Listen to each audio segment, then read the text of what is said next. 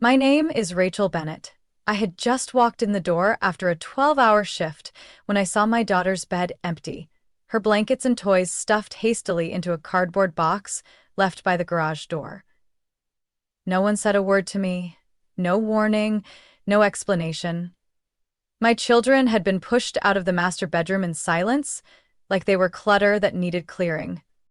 Have you ever felt like you and your children were cast aside by your own family right inside the house that was supposed to be your safe place?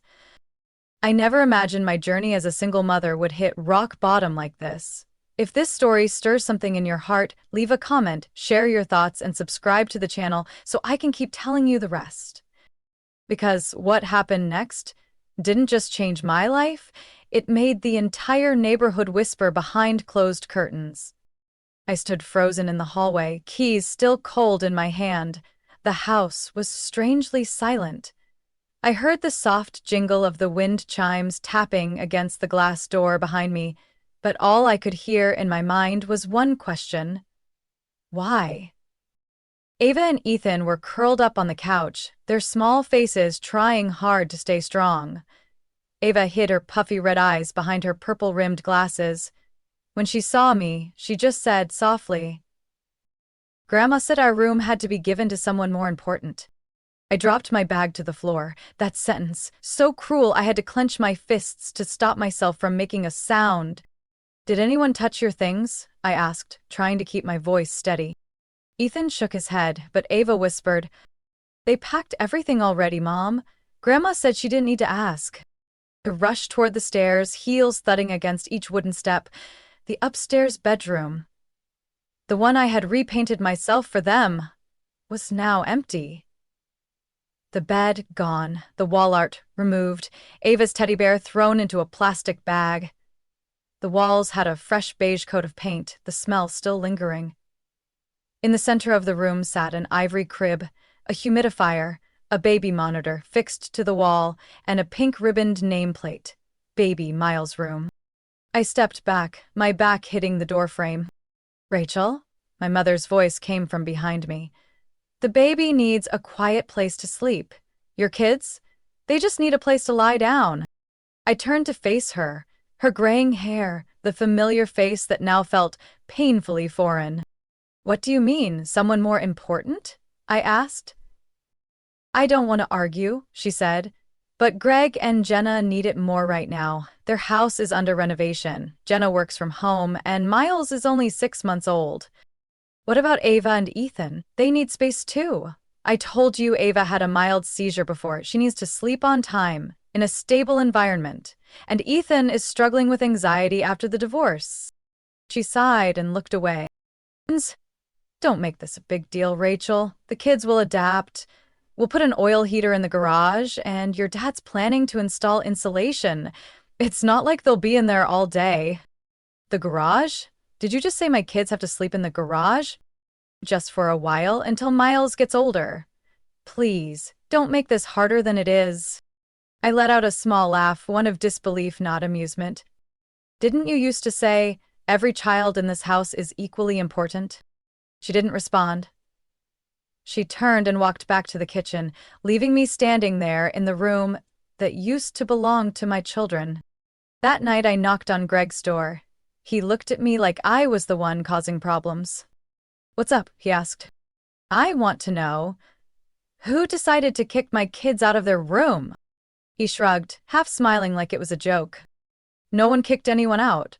Mom and Dad thought it made sense. And you're barely home. Do you even know where they sleep?" I clenched my fists. "You've been looking at Ava's medical records, haven't you?" He blinked and looked around. "I don't know what you're talking about."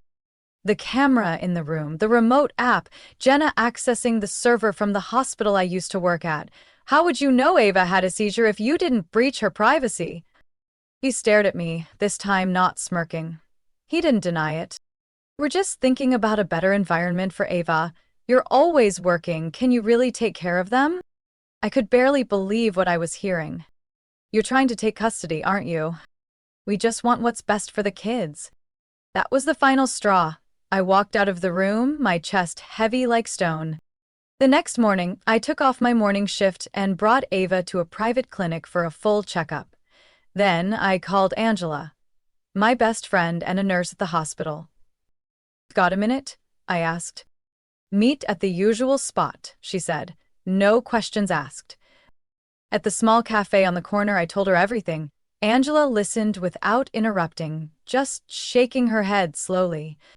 "You've been a single mom for 2 years, juggling 2 kids, pulling triple shifts, and they still think you're not good enough?" I didn't say a word. Angela placed her hand over mine. "If you need a place to stay, I have a spare room. Or if you want to buy a place my neighbor is selling.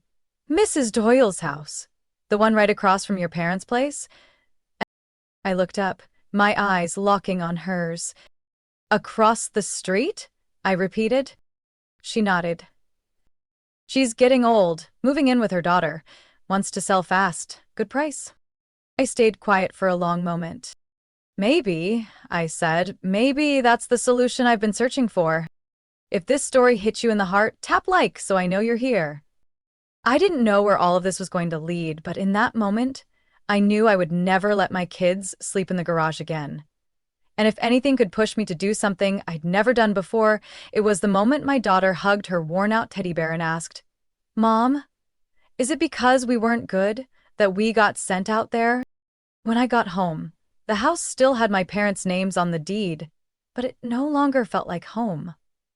Ava was sitting on the step outside the garage, holding her old bear with one ear nearly rubbed off. She didn't say anything as I walked up, just clutched the bear like it was the only thing she had left that made her feel like she belonged. Ethan sat in the car, tracing the tassel on his backpack with his finger, head down.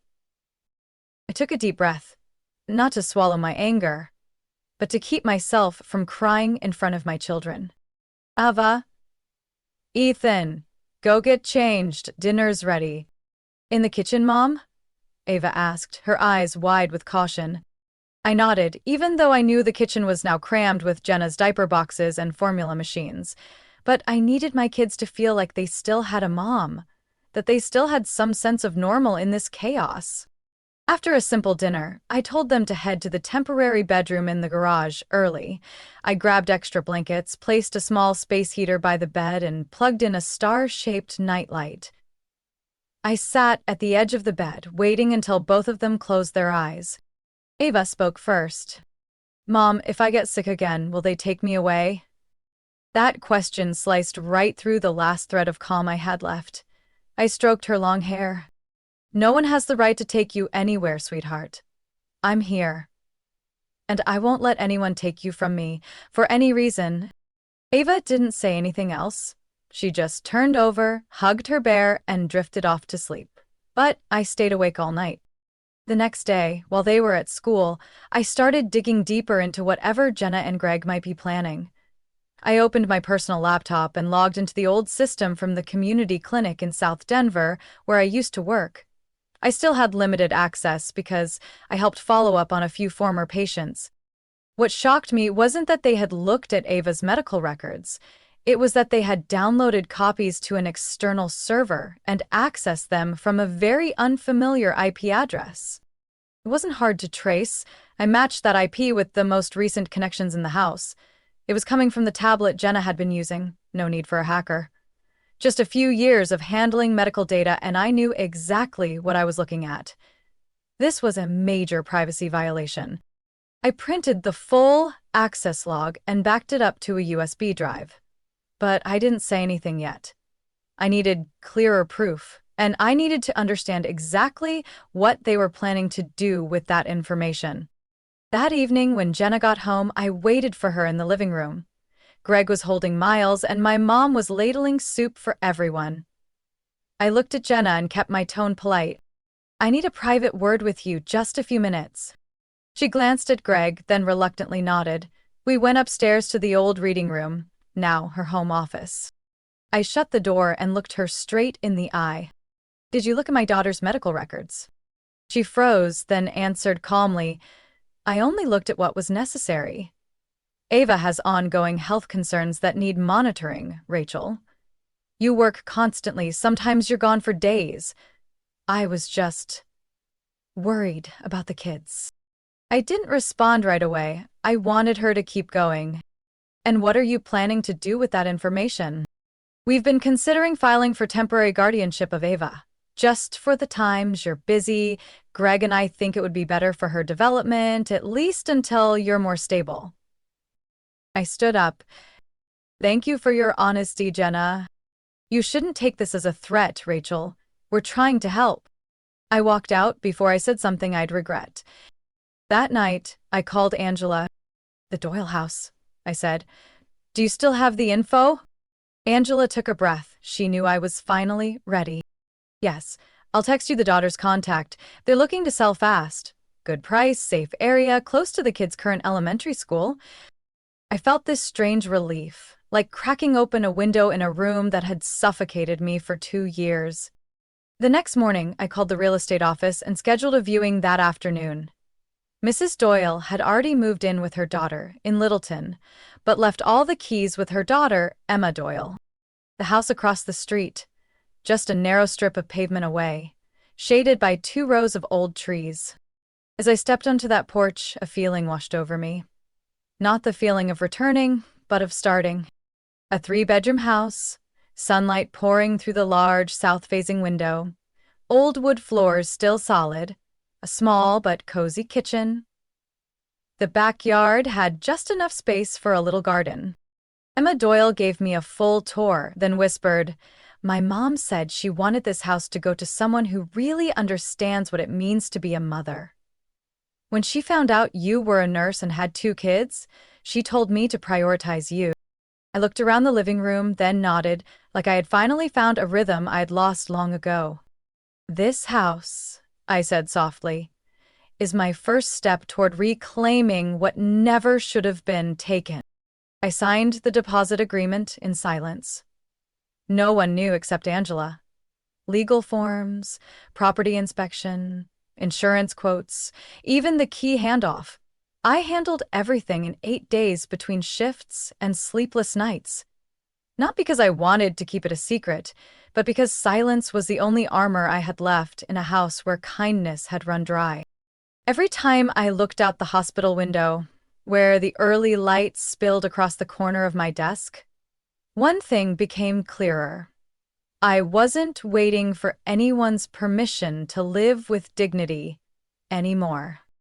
That Wednesday night, I decided to take a walk around the neighborhood, not for fresh air, but to stop by the Doyle house. I wanted to say thank you. Emma, her daughter, answered the door. She wore a moss-green hand-knit cardigan, her face lighter, like she had just put down a heavy burden.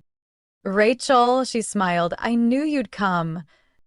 I stepped into the home I had bought but hadn't moved into yet. The living room felt open, the walls bare but not empty. There was still an old photo on the coffee table. Mrs. Doyle sitting on the porch, smiling at a child I didn't recognize. Maybe it was Greg.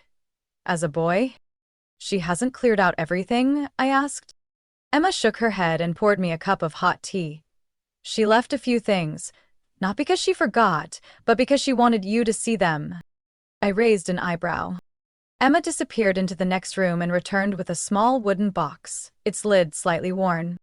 "You should take a look at this. My mom said this is the real reason she wanted to sell the house to you." I opened the lid. Inside was a will dated over 15 years ago with a clear signature. Walter Bennett. My father. Beneficiary Rachel Bennett. Transfer conditions. After completing college and upon the birth of Rachel's first child. I froze. "This is—" I couldn't finish the sentence. Emma nodded. "Your dad once promised to give you the house across the street, the one they live in now, as a gift after you graduated and settled down, but then things changed." I remembered my early college years, working part-time, sending holiday cards home, never hearing back. I never imagined that something had once been meant for me and was quietly taken away. I stared at my father's signature, my hands trembling. How long has she kept this? Over 10 years. "My mom didn't interfere because she thought your family would sort it out. But when she heard Ava and Ethan were sleeping in the garage, she said, Enough! I set the paper down, regaining my composure. Thank you. Not just for selling the house, but for believing in me. Emma smiled. You don't need anyone to believe in you. You already did that yourself. I returned home after dark. Ava was doing homework on the floor while Ethan built with Legos in the corner of the garage, wearing a knit beanie to stay warm. I sat beside them, looked at my kids, then up at the low ceiling with exposed wires, and I knew we were about to end this chapter. The next day, I texted Greg. You and Jenna free this Saturday? I'd like to invite everyone over to the new place. Just one line. No explanation. No warning. Greg replied, Oh, what's the big occasion? We'll be there. I'll bring dessert wine. I read the message and smiled slightly. That Saturday, I called my parents and invited them too. My mom sounded suspicious. You rented a new place? Why didn't you say anything? Yes, you'll see when you get here.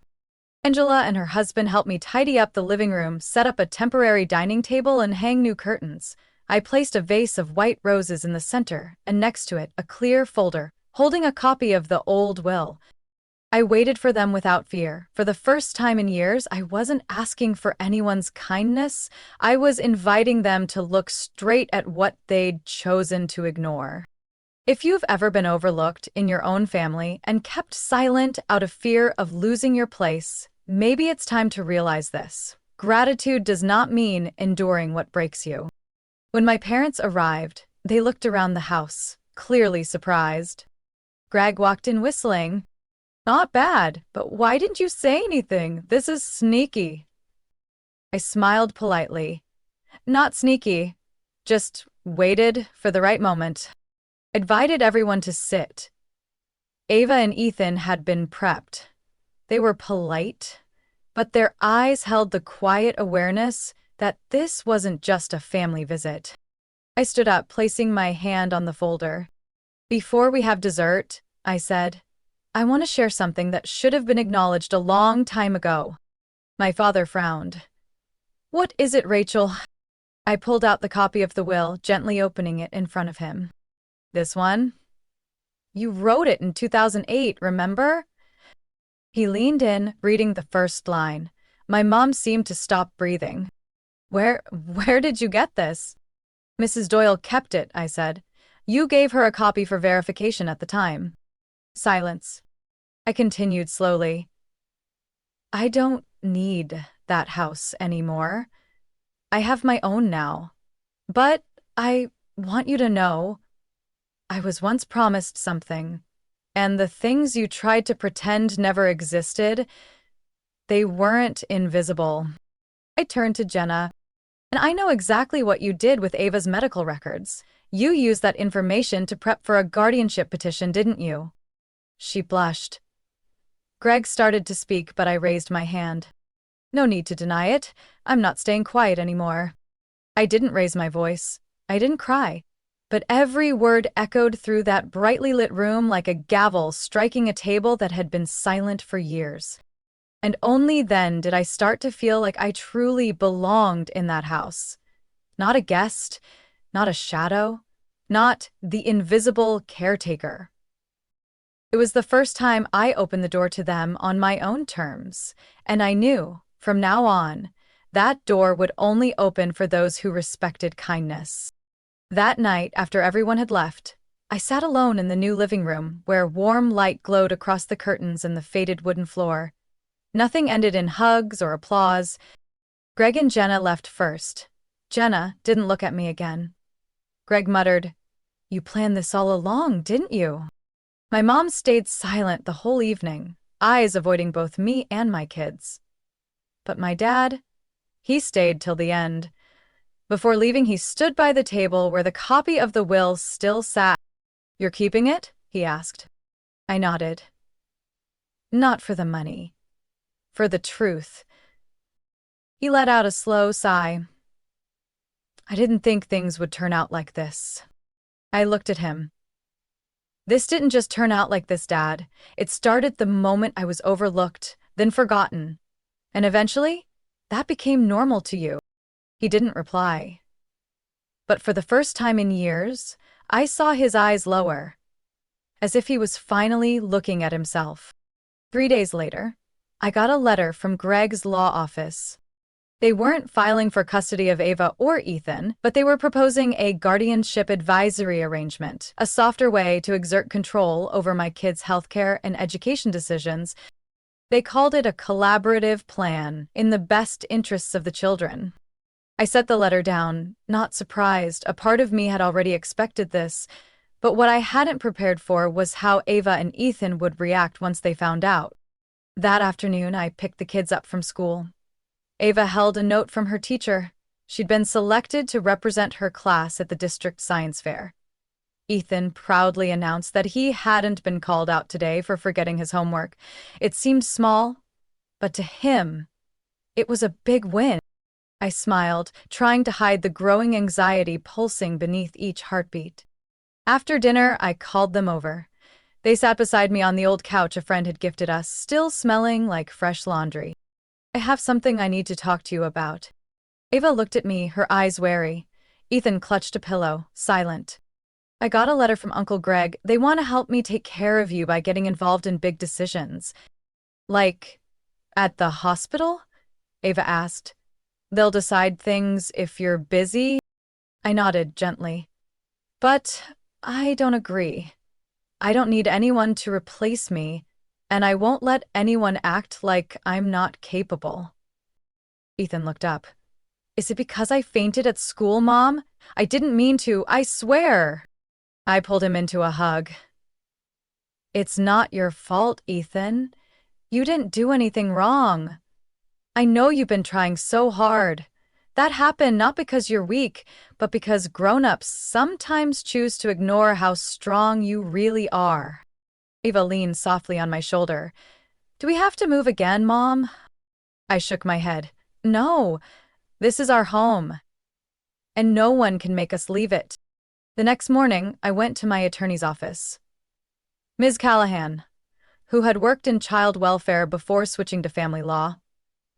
I handed her Greg's letter. She read it, then looked at me over the rim of her glasses. They have no legal grounds, she said. But they're testing the waters. If you don't respond, they might push further.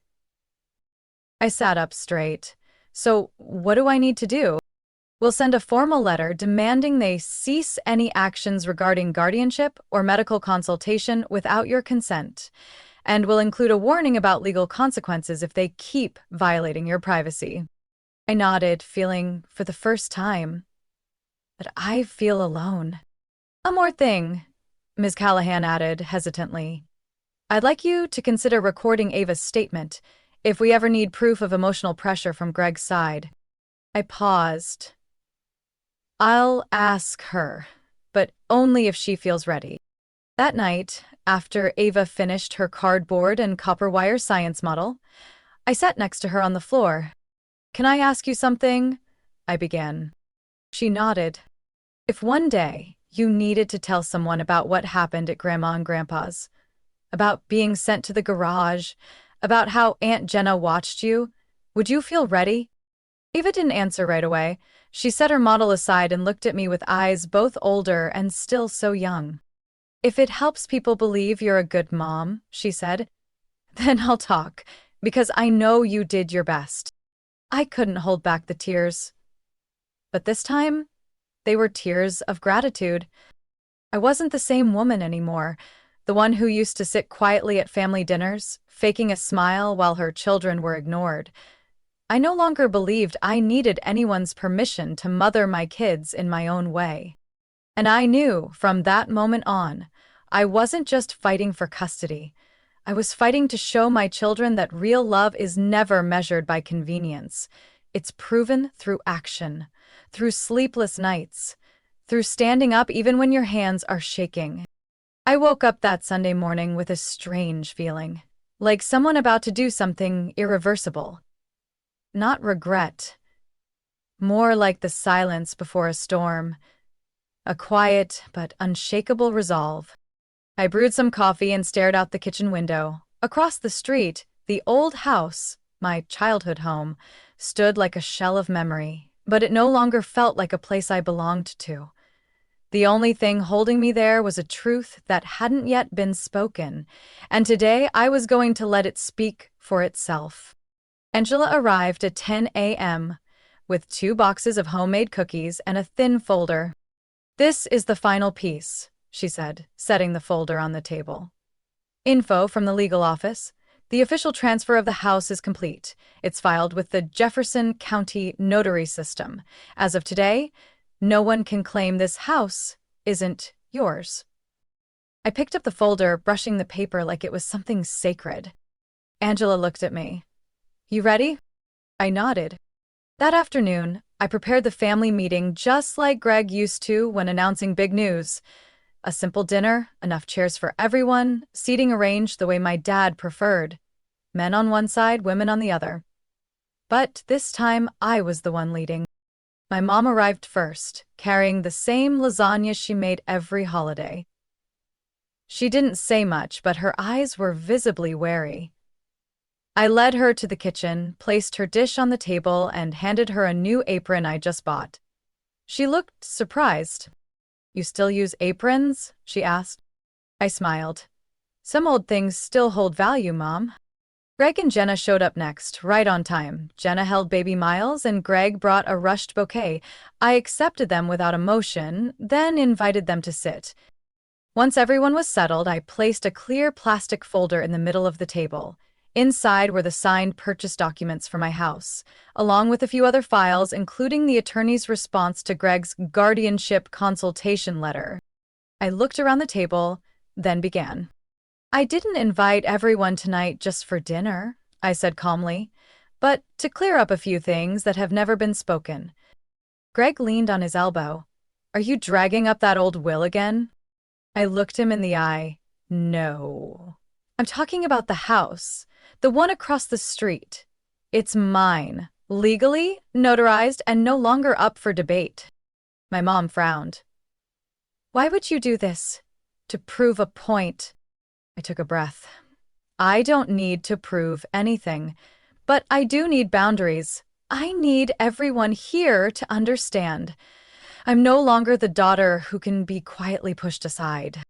Jenna stood up with baby Miles in her arms, ready to leave the table, but Greg gently held her arm. "Sit down," he said quietly, his usual smirk gone. "Let her finish." I continued. "Greg, Jenna, you quietly prepared legal documents to interfere with my guardianship over Ava. It may not be official, but your intentions are clear. And I want to make this perfectly clear. I do not accept it. Not now, not ever." I turned to my parents. "You stayed silent when it happened. You didn't defend me. You didn't ask what I needed. You didn't care whether my kids felt abandoned or not. Mom, you said my kids could sleep anywhere, but have you ever slept in a garage in the middle of winter?" No one responded.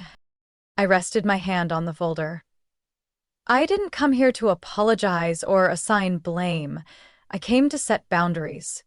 This is my home, and if you still want to be part of my life and my children's lives, you need to understand that." The room grew heavy, like all the oxygen had been sucked out. Just then, Ethan walked into the room holding one of his drawings, a crayon family portrait. 3 figures stood side by side, me, Ava, and Ethan. In the background were 2 houses facing each other, and below it, in messy handwriting, "Our new home." He placed the drawing on the table. "I made this to bring to school tomorrow," Ethan said, looking around the room. "But I thought Mom should see it first." I smiled and nodded. Ava stepped forward from the doorway, quietly took my hand. She didn't say anything. She was just there. She was just there. There was nothing more to argue. No one could deny anything once the children had spoken in their own way. Greg sighed and pushed his chair back. "All right, you win, but don't expect an apology." I shook my head. "I don't need your apology. I just need you to back off." Jenna stood too, still silent. My mom looked at Ava, then at me, her voice low. "Maybe. I didn't realize how bad it had gotten." I said nothing, Because I didn't need acknowledgement, I needed change. That night, after everyone had left, I sat on the front steps of the porch. The yellow light spilled gently over the gravel path. Ava and Ethan sat beside me, one on each side. "Did everything feel okay to you?" I asked. Ava nodded. "I think you were really brave." Ethan rested his head on my shoulder. "I think you're home." I wrapped my arms around them both, and for the first time in many long months, I felt I wasn't walking this road alone anymore. If you've ever had to stand up and protect what's right, even when you were the only one, leave a comment and let me know I'm not alone in this journey. And if this story touched your heart, hit that like button and subscribe for more stories from real families and the truths we carry. Because the journey to rebuild a home is just beginning. 2 days after that dinner, I received an email from Jenna's lawyer. Cold, brief, but exactly what I had anticipated. Due to recent family tensions and misunderstandings, our client officially withdraws all proposals concerning the guardianship of the minor children and will not pursue any legal action. However, to prevent future conflicts, we respectfully request that no personal information of our client be used in any public content. I sat in front of the computer screen for a long time, unsure whether to exhale in relief or cry. In that moment, I realized I was no longer living in a world where silence was my only weapon. I had a voice now, and this time, it was strong enough to make someone stop. I printed the email, carefully filed it in my personal folder alongside all the documents I'd once clung to like charms. My father's old will, the house deed, the attorney's letters, and a few of Ava and Ethan's scribbled drawings I could never bring myself to throw away. That afternoon, I picked up the kids from school like always. Ava came bouncing out with a huge cardboard box in her arms. "Guess what?" she squealed. "I made it to the finals of the science fair, and the exhibition will be at the City Cultural Center." I turned and looked at her, squeezing her hand. "I'm so proud of you." Ethan didn't say much, but I noticed the way he looked at his sister, his eyes shining with admiration. On the way home, I stopped by their favorite bakery. We got 2 cupcakes and a hot coffee for me. We ate in the car, listening to soft music. No one talked much, but the air felt lighter, like we'd just come out of a storm. That evening, while I was cleaning up the kitchen, the doorbell rang. I walked out, not in a rush. No one had told me they were coming. It was my dad. He stood there in a thick coat, holding a large manila envelope. It looked like he'd been there for a while, his breath forming pale wisps in the chilly air. "May I come in?" he asked, his voice no longer sharp. I nodded and stepped aside. We sat at the dining table. Ava and Ethan were already upstairs, doors closed, leaving a quiet space that he and I had avoided for years. "I brought this for you," he said, sliding the envelope across the table. I opened it. It was a new will, dated less than a week ago. In it, he wrote, "I, Walter Bennett, designate Rachel Bennett as the primary beneficiary of all my non-legally bound assets, including my personal savings and ownership of all family heirlooms." I looked up at him, silent. "I'm not doing this to make amends," he said. "I just don't want to leave this world with unfinished lies." I leaned back in the chair and gave a small nod. "Thank you, Dad," I said. "But what I needed most isn't in that folder." He looked at me, slowly. "What is it?" "Recognition. That I've always done my best. That everything I've done for my kids wasn't out of impulse, but because it was the right thing for a mother to do." My father lowered his head. After a moment, he placed his hand on the table. His hand was old, the knuckles prominent, but somehow still familiar. "I'm sorry, Rachel, for not believing you sooner, for staying quiet when I should have spoken up." I didn't respond. For the first time in my life, I let the apology sit there without rushing to dismiss it or forgive it. We simply sat together. 2 generations, 2 rhythms of life, 2 belief systems, finally finding a way to speak the same language. The language of truth. 2 weeks later, on the day Ava presented her project at the cultural center, I took the whole family along. Angela came too, bringing a small bouquet and a name tag that read, "Supporting our young scientist." Ava confidently presented her model, a home-based water filtration system using activated charcoal. She spoke clearly, smoothly. When the judges moved on to the next table, she ran over and hugged me, her eyes sparkling like the sky had folded itself inside them. "How did I do, Mom?" I ruffled her hair. "You didn't just build a model, you're building trust, and you're better at it than anyone I've ever known." Ethan trailed behind her, holding a mini camera, snapping photos of every moment. He said it was for the memory slideshow later. As we were leaving, I saw Greg and Jenna standing near the entrance gate. They came, probably because my mom had called, but this time they didn't walk in. Greg gave a nod from afar. Jenna stood quietly, holding Miles in her arms. I didn't wave, but I didn't turn away, either. I've learned not to let other people's presence define my worth, and I believe my children are learning the same, each day, through the choices I make for no one else but myself. That night, after Ava and Ethan had fallen asleep in their own rooms, I sat alone at my desk. I pulled out a blank sheet of paper and wrote the first line in a new journal. This is no longer a story of betrayal, but a journey of healing from things no one ever apologized for. And I knew, from here on out, every word I wrote would come from where I truly belong, my own home, beside the two children I love more than the silence that had trapped me for so many years. I never thought I'd set foot in court again. After my divorce 3 years ago, that place felt like a closed door. To pain, to exhaustion, to arguments with no real winners. But this time, I wasn't going to fight for anything. I was going to protect. After Ava's presentation at the Cultural Center, I received a call from an old colleague in healthcare, Dr. Alicia Torres, now clinical director at a private hospital nearby. We had worked together years ago, and she'd heard through the grapevine that Jenna had accessed Ava's medical records without legal consent.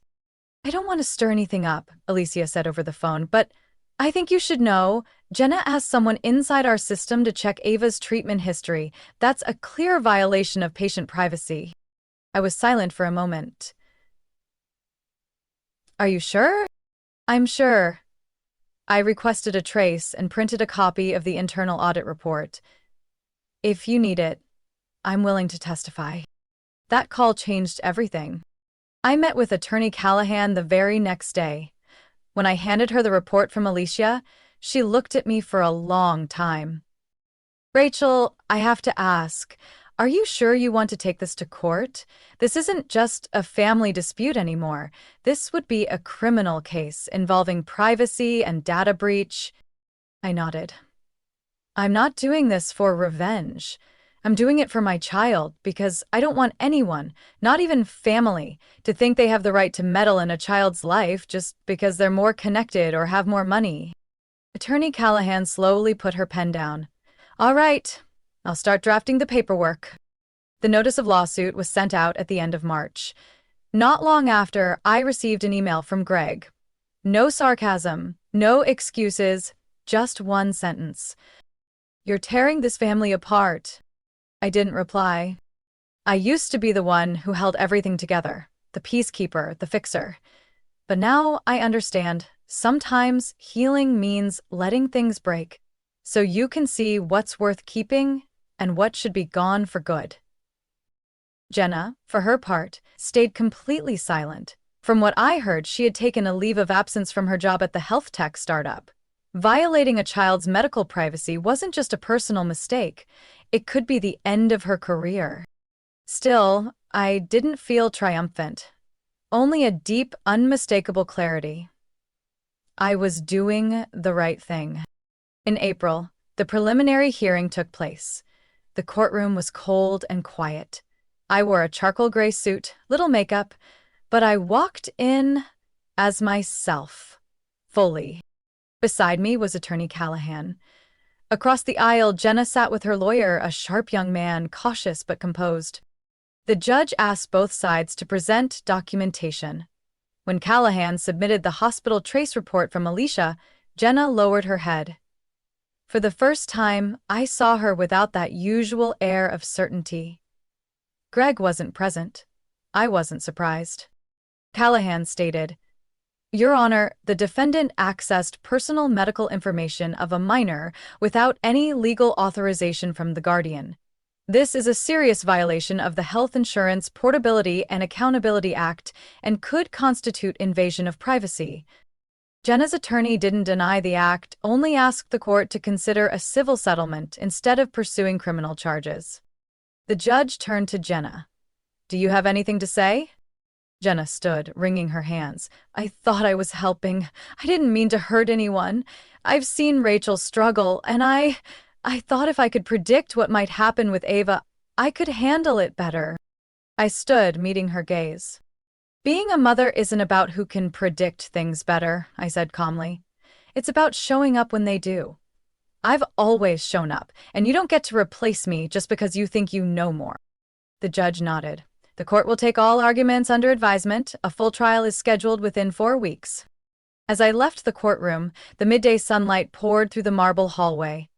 I spotted Ava and Ethan sitting on the bench with Angela.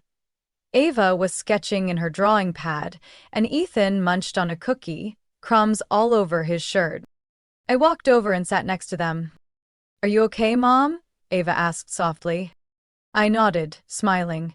"Yes, I said everything that needed to be said." Angela handed me a bottle of water. "Whatever happens, you did what most people wouldn't have the courage to do." I squeezed my child's hand and looked toward the glass doors where the sunlight was flooding in. If someone has ever crossed a line in your life, thinking you wouldn't speak up, leave a comment and share your story. I'm here, and I'm listening. Sometimes the only thing we need to do is stand up and stop being silent. On the day of the official hearing, light rain had been falling since early morning.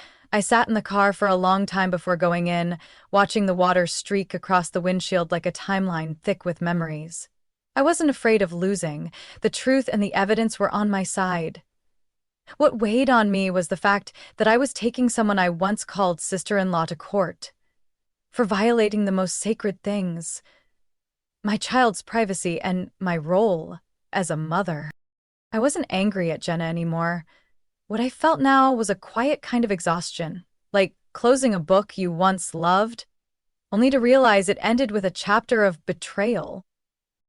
In the courtroom, Jenna looked more worn down than she had during the previous hearing. She was no longer the sharp, well-dressed woman I used to know. Greg didn't come with her, and I didn't bring anyone either. Angela stayed home with Ava and Ethan. I didn't want my kids to witness this final part. My attorney, Callahan, spoke clearly and calmly, as always. Every detail. The access logs from the hospital system, Dr. Alicia Torres's statement, and even the email Jenna had sent to her close friend, which we obtained through a court subpoena, painted a full picture of deliberate violation. Jenna kept her head down and stayed silent when the judge asked questions. Eventually, she only said one thing, her voice rough and cracked. "I didn't think it would hurt that deeply. I thought I had it under control." I didn't respond, because I understood some lines, once crossed, leave no room for apologies to make it right. The judge ruled to fine Jenna under HIPAA for unlawfully accessing a minor's medical records without legal authorization.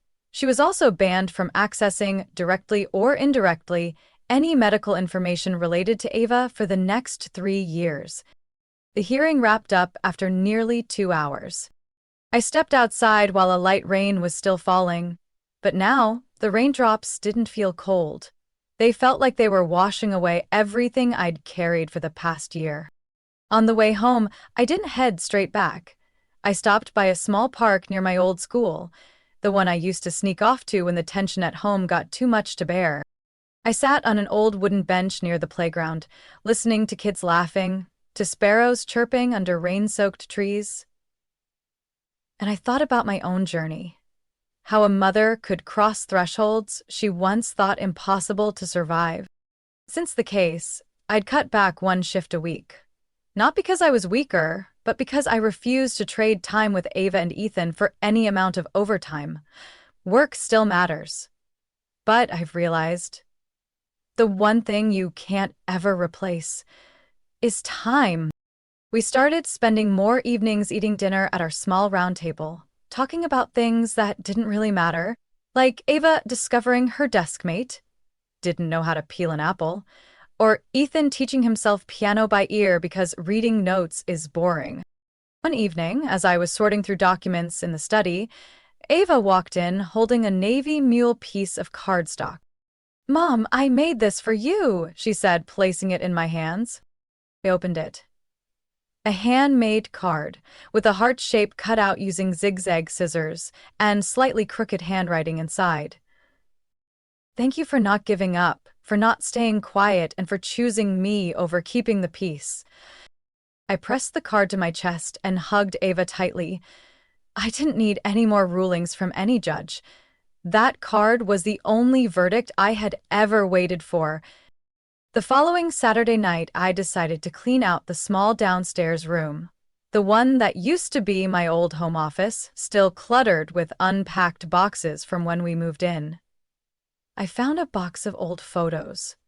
One of me holding Ava the day she was born, one of Ethan in his first panda onesie, and one faded picture, me, Greg, and my mom, standing together at my nursing school graduation. I sat there for a long time, staring at three faces that had all changed in ways none of us could have imagined. I know now, forgiveness doesn't mean things go back to the way they were.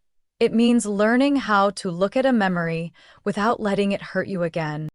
A week later, I got a letter from the local community support office. They invited me to speak at a seminar about single-parent rights and legal protections for minors in the healthcare system.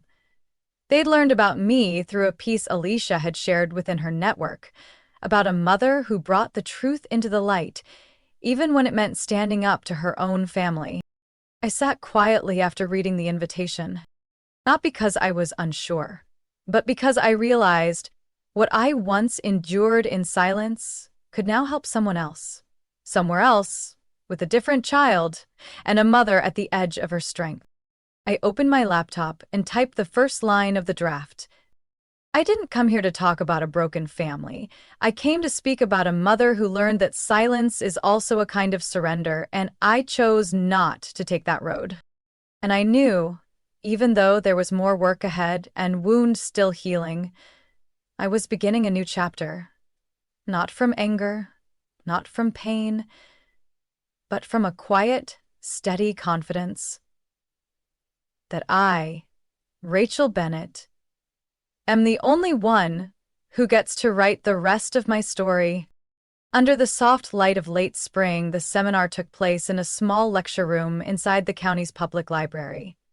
The space wasn't large, just enough for about 60 people to fill every seat. Some were single parents, others were students in sociology or public health, and a few worked in nonprofit organizations. I could tell by their silent, attentive gazes, they were all quietly asking themselves whether my story would reach somewhere inside them. I stepped up to the podium, holding the mic with slightly trembling hands, not from fear, but because I knew this would be the first time I'd tell everything. Good evening. I'm Rachel Bennett, a pediatric nurse, a single mother, and someone who's been told she was too sensitive just because I wouldn't let someone else decide what was best for my child. The room went still. I didn't recount every detail of the lawsuit. I didn't want to turn the talk into a list of wounds. Instead, I shared about that first night I realized a house could be a place you live, but not always a place where you're heard. I talked about Ava's eyes when she was pushed out of the room, about her sigh when she noticed someone had changed her dosage. I described the helplessness of living with people who believed I was overcomplicating things just because I wanted to protect my daughter properly. A young female student raised her hand and softly asked, How did you know when to speak up and when to stay quiet for the sake of family peace? I paused, then answered. When I saw my child so silent she was afraid to even breathe loudly in her own home, that silence meant more to me than any so-called peace that came at the cost of injustice. The student nodded, as if something deep had just shifted inside her. An older man, wearing a thick jacket and with calloused hands from woodworking, asked, "Do you regret it, taking the case to court instead of keeping it in the family?" I replied, "I don't regret it, but I'm sad, because there are some relationships that once you choose to stand for what's right, can never go back to the way they were. But I believe the truth, even when it hurts, is the strongest foundation for any future." After the talk, a small group of women came up one by one to hug me gently, whispering, "Thank you, I've been there too. My daughter's going through something similar." And one elderly woman with silver hair and a cane gripped my hand tightly. She didn't say a word, she just cried, then walked away. A few months later, I was invited to join a small working group focused on building better legal frameworks to protect medical rights for minors whose legal guardians are grandparents, uncles, aunts, or extended family instead of biological parents. The team included 3 doctors, 1 social justice advocate, and me, the mom with real-world experience. I still remember the first meeting. Someone joked, "You're a nurse? What are you doing here as a mom?" I smiled and said, "Because every mother is the first guardian, before any doctor, lawyer, or agency." The project slowly took shape as a practical guidebook for single parents navigating complex situations involving privacy and medical care.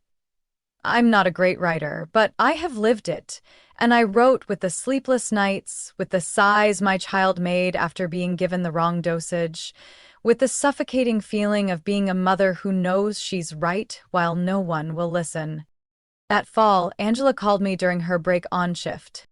"Rachel, I found a little house on the north side of town. It's not far from the kids' school, affordable, quiet, and the backyard is big enough for your white daisies. I think it's time." I laughed on the phone. "I think you're right. As long as the kids are okay, I can start over anywhere." So I moved out in just 6 weeks. The new house was small but bright and warm. Ava had her own room for the first time since the divorce. Ethan had a reading nook by the window. And I had the feeling again of walking into a home without watching over my shoulder. On moving day, I planted a row of white daisies along the fence. Ava hung a little handmade sign on the front door that read, "Home of 3, Mom, Ava, and Ethan." One night, while I was doing the dishes, Ava quietly walked into the kitchen and rested her chin on my shoulder. "Yeah, and what, sweetheart? I feel safe here now. I don't have dreams about being pushed out of my room anymore." I set the dish down and turned to hug her tightly. No more words were needed. Because with that one sentence, I knew everything I went through had been worth it. A year after the court hearing ended, I officially launched a small initiative called Ava's Place, a free counseling and legal support space for single moms in the community. It didn't need to be big or fancy, just a bright room, a warm pot of tea, and a hand that knows how to listen. I no longer carry resentment toward Jenna or my old family. Everyone loves in their own way, even if that way sometimes hurts others. But I choose to love by standing tall, and by making sure my kids grow up in a world where their voices, and their mothers, are always heard. My story might not be exactly like yours, but I believe somewhere out there are mothers, fathers, or even children who have felt pushed aside in their own families. Have you ever stayed quiet just to keep the peace? Or wondered if protecting your loved ones was worth risking every other relationship? I genuinely want to hear what you think. Share your thoughts in the comments, what you've been through, how you got through it, or simply what you felt while listening to this story. If anything I shared resonated with you, please hit the like button, subscribe to this channel, and turn on notifications so you don't miss the next stories. Everyday glimpses into family, trust, and sometimes letting go in order to hold on to yourself. Because sometimes, the smallest things are what change a life completely. See you in the next story.